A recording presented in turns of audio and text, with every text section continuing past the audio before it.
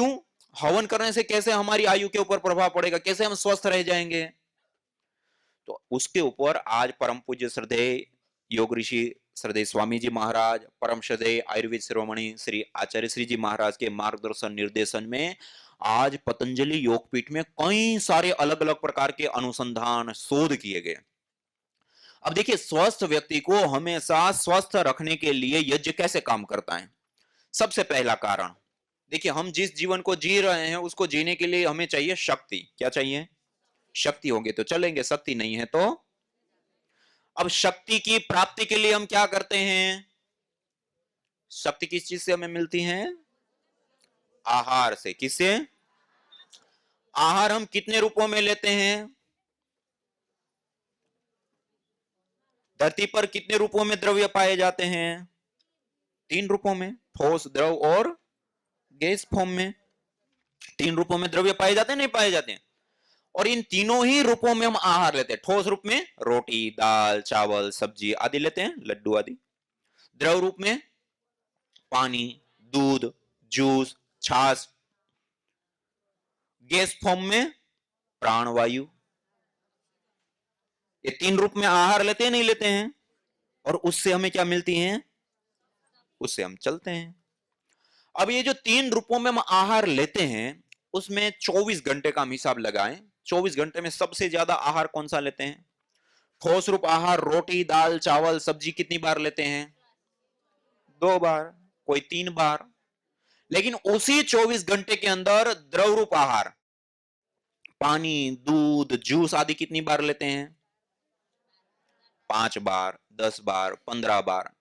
गर्मी है तो थोड़ा ज्यादा, ठंडी है तो थोड़ा कम। और उसी 24 घंटे के अंदर वायु रूप आहार हम कितनी बार लेते हैं?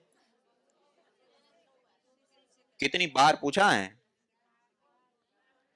एनी टाइम, 24 घंटे खाते, पीते, उठते, बैठते, चलते, बोलते, यहां तक कि रात को सो गए तब भी हमारा कोई आहार चल रहा है तो वायु रूप आहार, जो हमारा सबसे ज्यादा आहार है ना? 24 घंटा ले रहे हैं, हर एक सेकेंड, हर एक मिनट उसके साथ जुड़े हुए हैं। ये हमारा सबसे ज्यादा आहार होता है। हम 24 घंटे के अंदर करीब करीब 11,000 लीटर वायु प्रयोग करते हैं। कितनी? 11,000। ये हमारा सबसे ज्यादा आहार है। अब ये सबसे ज्यादा तो हो गया। अब इंपॉर्टेंट आहार देखिए, महत्वपूर्ण आहार। हम ठोस रूप आहार रोटी, दाल, चावल, सब्जी जो लेते हैं उसको लेना छोड़ दे तब भी हम 2-3 महीना जीवित रह सकते हैं। द्रव रूप आहार पानी, दूध, जूस आदि लेना छोड़ दे तब भी हम 2-3 सप्ताह जीवित रह सकते हैं। लेकिन गैस रूप आहार वायु लेना छोड़ दे तो कितनी देर रह पाएंगे? 5 मिनट कोई बोल रहे हैं, 1-2 मिनट लेकर दिखाओ। कोई 1 मिनट में भी पहले तो उसी को भर के संग्रहित कर लेंगे।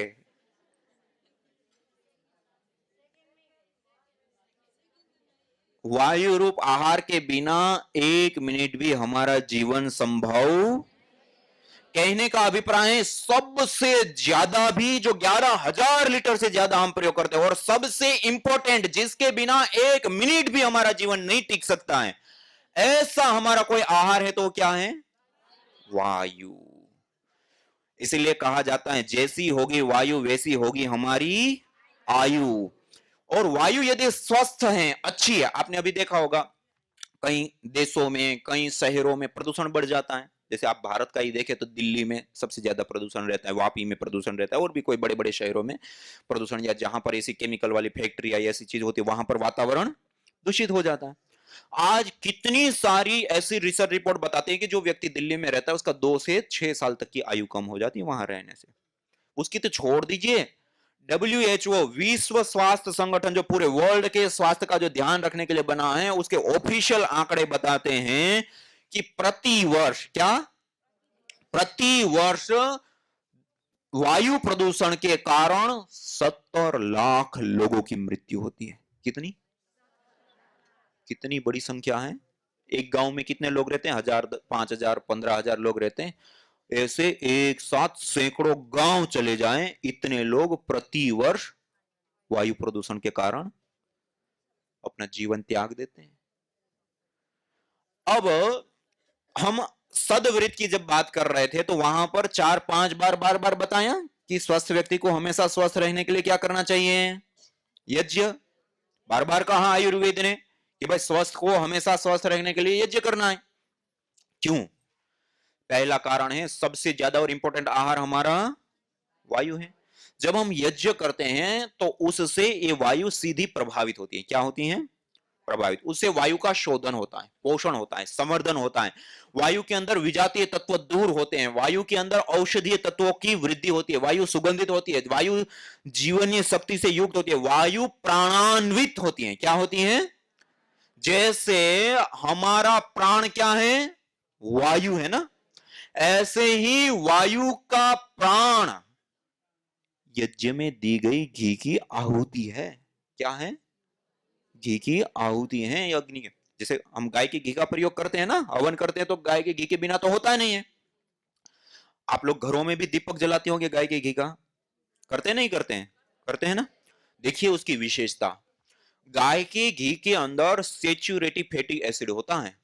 उसका जब दहन होता है ना, वो जब जलता है तो उससे कीटोन्स बनते हैं, और कीटोन्स के ब्रेक होने पर कार्बन की अपेक्षा 6 गुना ज्यादा ऑक्सीजन रिलीज होता है। उसके साथ साथ जो हम अलग अलग औषधियां, जड़ी बूटी आदि जो आहूत करते हैं, तो उसके अपने अपने एरोमेटिक्स ऑयल्स होते हैं, वो भी उस वातावरण के अंदर आते हैं। कई सारे मेडिसिनल कंपोनेंट्स होते हैं, वो भी उस वातावरण के अंदर आते हैं। और उन सबके साथ साथ कुछ स्पेशल विशेष जो फोटोकेमिकल प्रोसेस को जन्म देने वाली, जैसे एथिलीन ऑक्साइड, प्रोपिलीन ऑक्साइड, ऐसी महत्वपूर्ण गैसें होती हैं, वो भी उस वातावरण के अंदर आ जाती हैं। और यज्ञ से पहले का वातावरण और गाय के घी से यज्ञ करने के बाद के वातावरण बिल्कुल अलग होता है। उसके अंदर आमूल चूल परिवर्तन हो जाते हैं। और इसके पीछे क्या कारण होता है? देखिए, हमने हवन किया, हवन के अंदर एक गैस बनती है एथिलीन ऑक्साइड और प्रोपिलीन ऑक्साइड। ये जब वायु के अंदर जब आती है ना, तो फोटोकेमिकल प्रोसेस को जन्म देते हैं। एक आपने सबने सुना होगा, पढ़ा होगा, फोटोसिंथेसिस प्रक्रिया, है ना। क्लोरोफिल के ऊपर जब सूर्य की किरण पड़ती है, क्लोरोफिल जो पत्तों का, पेड़ पौधों का पत्तों का जो हरापन होता है, उसके ऊपर जब सूर्य की किरण पड़ती है तो वातावरण के अंदर CO2, कार्बन डाइऑक्साइड का बॉन्ड ब्रेक होता है, टूटता है, और कार्बन को क्या कर लेता है? वो पत्ता अवशोषित करता है, अपना आहार बनाता है। पेड़ पौधे को क्या चाहिए? कार्बन चाहिए। उन्होंने अपना आहार बनाया, तो ऑक्सीजन क्या हो गई? अलग हो गई, रिलीज हो गई वातावरण के अंदर। हम सामान्य रूप से क्या कहते हैं? पेड़ पौधे क्या देते हैं? पेड़ पौधे जनरेट नहीं कर रहे हैं, बना नहीं रहे हैं, नई नहीं उत्पन्न कर रहे हैं। वो पहले से वायु के अंदर कार्बन के साथ बॉन्ड है, कार्बन का एक परमाणु है और ऑक्सीजन के 2 परमाणु, उसका बॉन्ड है। वो जब पत्तों के संपर्क में फोटोसिंथेसिस जो प्रक्रिया होती है, उसके परिणाम स्वरूप कार्बन को अवशोषित कर लिया, उनको आहार के रूप में, तो ऑक्सीजन अलग हो गई। तो इससे वातावरण के अंदर ऑक्सीजन की मात्रा बढ़ने लग जाती है। ये एक प्रक्रिया हो गई जिसको हम कहते हैं फोटोसिंथेसिस प्रक्रिया। ऐसे ही एक दूसरी प्रोसेस होती है जिसको कहा जाता है फोटोकेमिकल प्रोसेस, जिसमें वातावरण के अंदर पहले से ही बहुत सारी गैसेज हैं। हमने यज्ञ किया गाय के घी के साथ, तो उससे एथिलीन ऑक्साइड, प्रोपिलीन ऑक्साइड आदि गैसें बनी। वो जब उस वातावरण के अंदर वायु के संपर्क में आती हैं, तो उससे उस वायु के बॉन्ड्स टूटते हैं, बनते हैं, टूटते हैं, बनते हैं, जिसके परिणाम स्वरूप, जिसको हम हानिकारक गैसें कहते हैं ना, जिसको हम पोल्यूटेंट गैसें, जिसको WHO कहता है ना, कि जिसके कारण से 70 लाख से अधिक लोगों की मृत्यु हो जाती है, SOx, NOx, CFC, और ऐसी कितनी सारी अलग अलग गैसें होती हैं, वो सारी गैसें न्यूट्रलाइज हो जाती हैं। क्या हो जाती हैं? न्यूट्रलाइज होती हैं, खत्म होती हैं, दूर होती हैं। इसलिए यज्ञ करने से वायु प्रदूषण से भी हमारा बचाव होता है। क्या होता है? बचाव होता है। वायु प्रदूषण से हम बच जाते हैं। तो ये एक फोटोकेमिकल प्रोसेस, तो उससे भी हमें लाभ होता है। दूसरा, उस वायु के अंदर हमारे पास यहां पर पतंजलि रिसर्च फाउंडेशन में, कल जब आप जाएंगे तो देखेंगे अपना पतंजलि का रिसर्च सेंटर, वहां पर करोड़ों करोड़ों रुपए की मशीनें लगी हुई है, बड़ी बड़ी, जो बड़े बड़े अनुसंधान किए जाते हैं, वो सारा सेटअप वहां पर है। तो उसमें से एक मशीन होती है gas chromatography mass spectroscopy, GCMS-MS। जो केमिस्ट्री लैब की एक एडवांस टेक्नोलॉजी होती है, जो किसी भी गैस फॉर्म में जो तत्व होते हैं या एरोमेटिक्स तत्व होते हैं, उसको माइक्रो लेवल पर एनालाइज करने की तकनीक होती है। जब हम हवन करते हैं तो उससे जो धुआं उठता है, हमने अलग अलग जड़ी बूटियां, गाय का घी आदि आहुत किया, उसको लेकर के उस मशीन के अंदर जब एनालाइज किया गया, तो आपको जानकर के आश्चर्य होगा, हवन के धूम्र के अंदर 40 से भी ज्यादा प्रकार के एक्टिव मेडिसिनल कंपोनेंट्स प्राप्त हुए। कितने? 40 से भी ज्यादा एक्टिव मेडिसिनल कंपोनेंट, जो हमें अच्छा स्वास्थ्य देते हैं, अच्छा मानसिक रूप से स्वास्थ्य लाभ करते हैं, ऐसे अलग अलग प्रकार के। और उसमें 13 से ज्यादा ऐसे कंपोनेंट्स होते हैं जो माइक्रोबायल एक्टिविटी, माइक्रोबायल मानी बैक्टीरिया, वायरस, फंगस को दूर करने वाले। आपने देखा होगा कोरोना काल में तो आप सब लोग बड़े प्रभावित हुए थे, सब लोग हुए थे, पूरे देश के देश प्रभावित हुए थे। कई लोगों ने तो अपना जीवन ही उसमें छोड़ दिया, और कई परिवार उजड़ गए, कई देश ही बड़े रूप में आर्थिक रूप में प्रभावित हुए थे, और बहुत भयंकर स्थिति थी। कितने? एक छोटे से वायरस के कारण, जिसको हम देख भी नहीं पा रहे थे। अब देखिए, ऐसे अनेक प्रकार के बैक्टीरिया, वायरस, फंगस, जो छोटे छोटे जीव होते हैं वो होते हैं। और आज आप विश्व की बड़ी संस्थान के आंकड़े देखेंगे, जैसे मैंने कहा ना, वायु प्रदूषण से कितने लाख लोगों की, 70 लाख लोगों की मृत्यु होती है। ऐसे ही ये जो छोटे छोटे जीव होते हैं ना, जिसको हम नहीं देख सकते हैं, ऐसे छोटे छोटे जीव के कारण से 2.25 करोड़ लोगों की मृत्यु हो जाती है। कितनी? ये मृत्यु का आंकड़ा है। जैसे हम बीमार हो गए, दवाई लिए, ठीक हो गए, वो तो छोड़ दीजिए, वो भी यदि हम खर्च गिनना जाए तो हजारों करोड़ रुपए हो जाएंगे हर साल का। लेकिन उसमें भी नहीं बच पाए और मर गए 2.25 करोड़ लोग। कितना बड़ा आंकड़ा है, छोटे छोटे जीव। और वो कई सारे कारण, जैसे अभी एक यहाँ पर रिसर्च हुई और उसमें पता चला कि हम जो मोबाइल प्रयोग करते हैं ना, जैसे अलग अलग काम करने, कोई ऑफिस चला रहे हैं, कोई ड्राइविंग कर रहे हैं, कोई दुकानदारी कर रहे हैं, कोई कुछ अलग अलग काम करते हैं, उन सबके मोबाइल और मोबाइल के कवरों को स्वाइप करके माइक्रोबायोलॉजी लैब में टेस्ट किए गए। आपको जानकर के आश्चर्य होगा, आज हमारे सबके हाथ में रहने वाला जो मोबाइल है, उस मोबाइल को जब इस प्रकार से टेस्ट किया गया तो पता चला टॉयलेट सीट के ऊपर भी जितने खतरनाक और बड़ी मात्रा में बैक्टीरिया नहीं होता है, उससे ज्यादा हमारे मोबाइल और मोबाइल के कवरों के ऊपर। क्यों? मोबाइल को दिन में कितनी बार छूते हैं हम? एक व्यक्ति नहीं बता सकता है कि मैंने आज दिन में इतनी बार मोबाइल को छुए।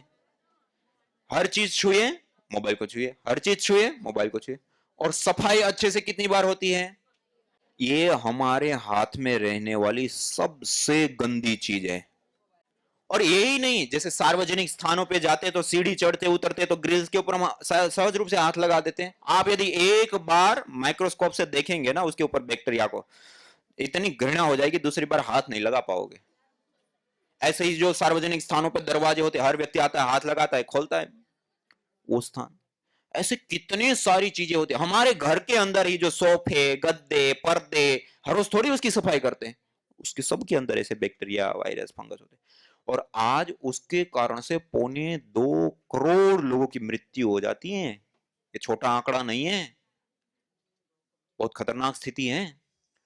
और हम जो ये हवन करते हैं, जो छोटा सा हवन यज्ञ करते हैं, उस हवन से उत्पन्न धूम्र के अंदर माइक्रोबायल एक्टिविटी देने वाले कई सारे तत्व होते हैं।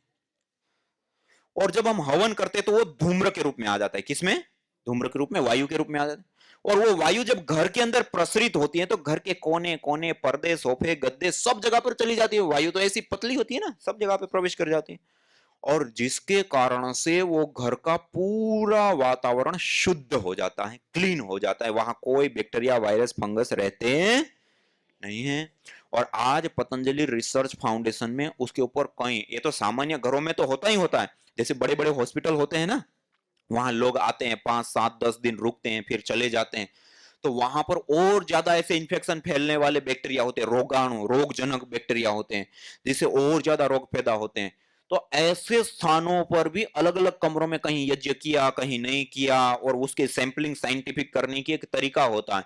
वो सारी चीज करके भी देखा तो पता चला कि जहां सबसे ज्यादा रोगाणु होते हैं वो कमरे भी यज्ञ करने से बिल्कुल क्लीन हो जाता है, सैनिटाइज हो जाते हैं।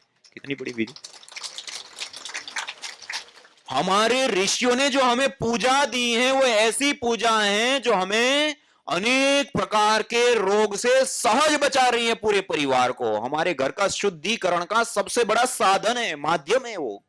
ये केवल पूजा ही नहीं है, पूजा तो है ही है, तात्विक पूजा है, वास्तविक पूजा भी है, लेकिन उसके साथ साथ ये हमारे आरोग्य का भी सबसे बड़ा साधन है, माध्यम है।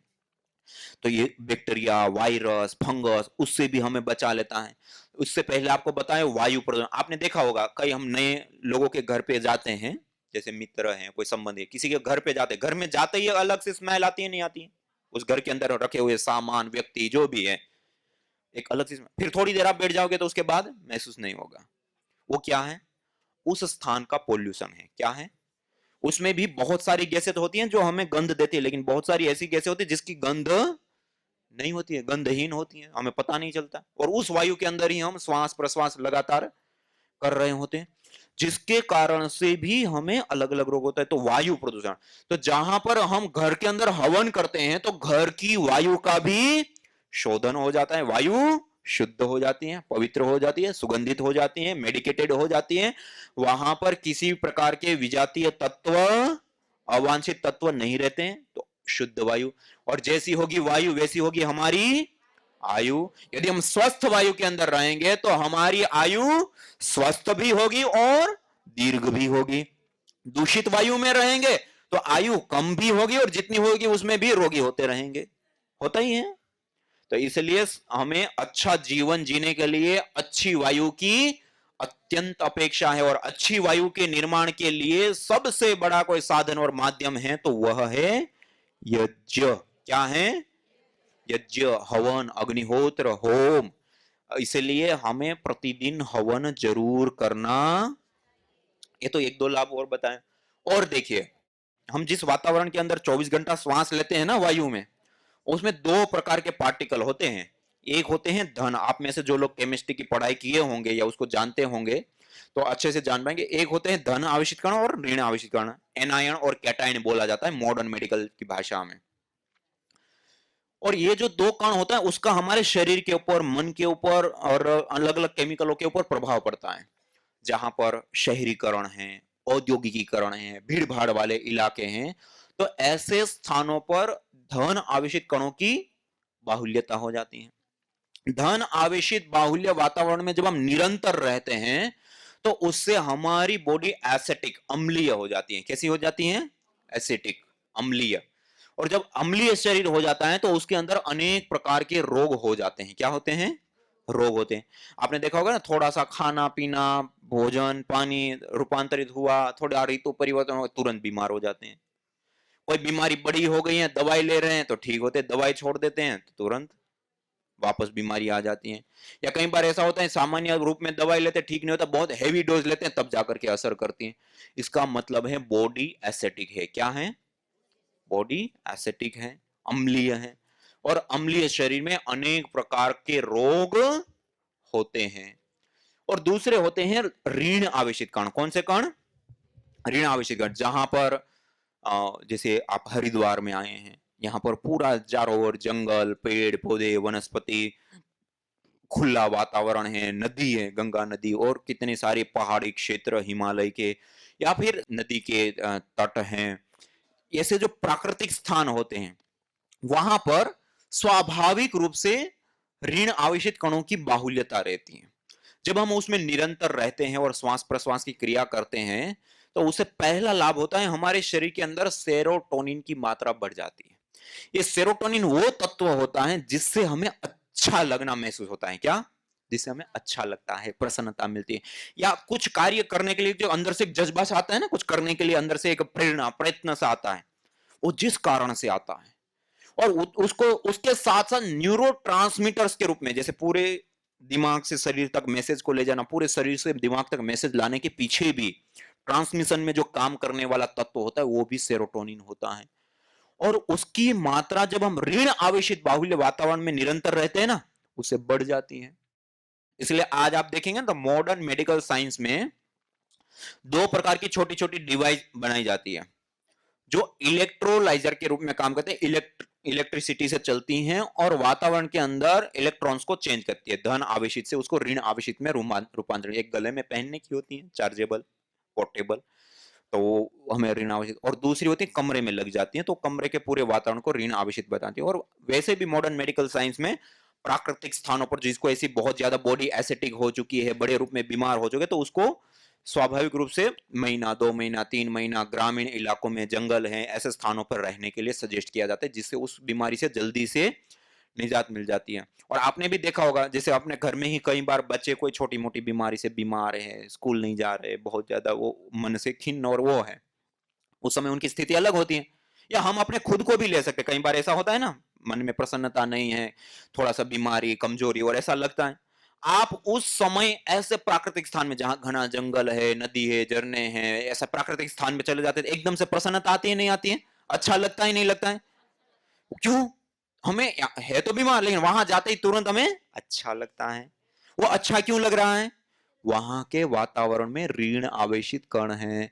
जैसे ही इनहेल किया, ब्लड सेरोटोनिन की मात्रा बढ़ गई। जैसे ही सेरोटोनिन की मात्रा बढ़ी तो वो बीमारियां हटने लग जाती है, मन में प्रसन्नता आती है, आह्लाद आता है, रिलैक्स मिलता है, और उसके साथ साथ बॉडी अल्कलाइन होने लगी, क्षारीय होने लगी, और क्षारीय शरीर में कभी कोई रोग होता ही नहीं है।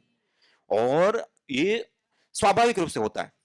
अब जहां पर, जिस स्थान पे हर रोज हम पूजा करते हैं ना घर के अंदर, गाय के घी के साथ 5 मिनट, कितनी देर, गाय के घी के साथ जिस घर के अंदर मात्र 5 मिनट हवन किया जाता है, वहां के वातावरण के अंदर प्रति क्यूबिक सेंटीमीटर एयर के अंदर 200 से 400 ऋण आवेशित कण पाए जाते हैं। ये इतनी बड़ी संख्या होती है, जो कई 100 किलोमीटर तक घने जंगल हो, कहीं शहर नहीं है, कहीं कोई फैक्ट्रियां नहीं है, और वहां का जो एटमॉस्फेयर होता है, वहां का जो वातावरण होता है, ऐसा वातावरण हम स्वयं 5 मिनट गाय के घी से हवन करके अपने घर के अंदर निर्मित कर देते हैं।